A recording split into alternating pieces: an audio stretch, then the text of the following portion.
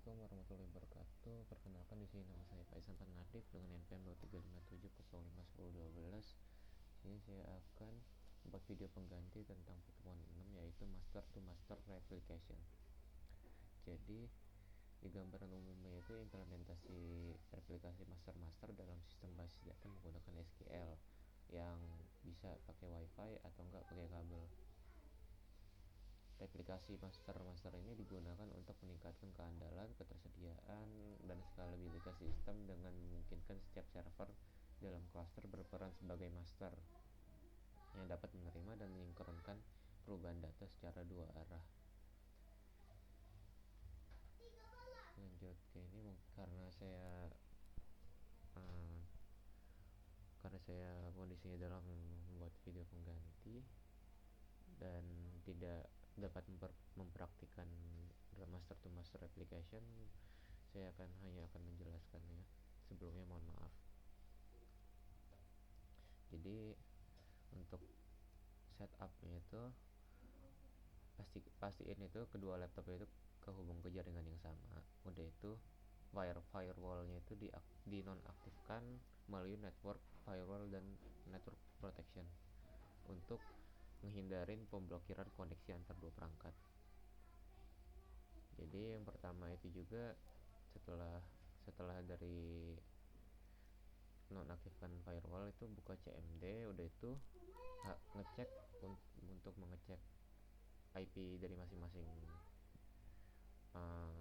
masing-masing perangkat itu menggunakan command ipconfig. Jadi setelah didapatkannya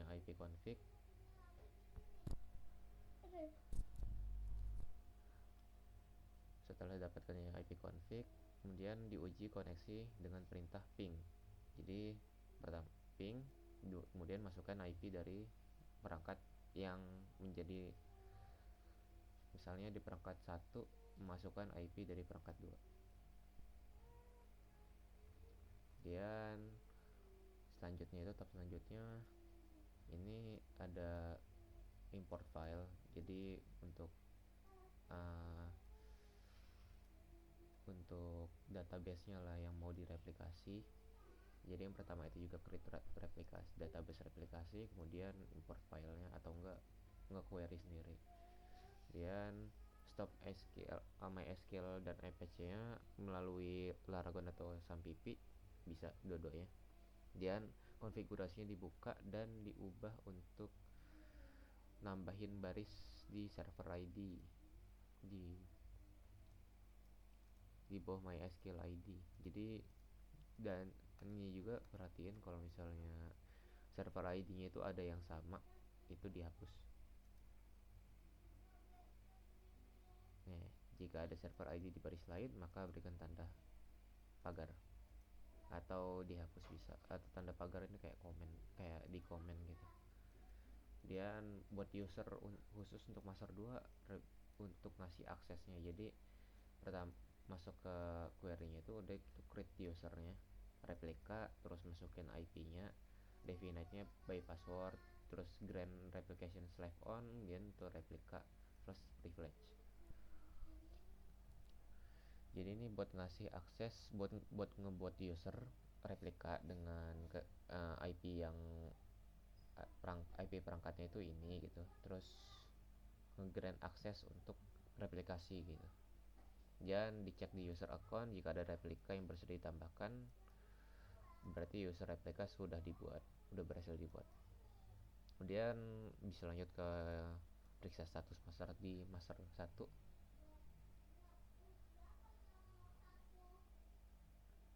Kemudian lanjut ke konfigurasi master 2 nya itu sama, buka MySQL nya juga, terus tambahin baris ini, dia sebagai server ID yang kedua. Kemudian nggak lupa juga kalau ada server ID di baris lain, kasih tanda pagar. Dia itu save file ininya, config-nya. Terus start kembali Apache dan MySQL melalui SAMPP atau Laragon, bisa dua-duanya. Kemudian create usernya juga. Jadi karena ini master to master, jadi untuk master kedua dia ngasih akses ke master 1 buat ngereplika juga. Jadi sama kayak tadi. Kemudian cek di user account-nya.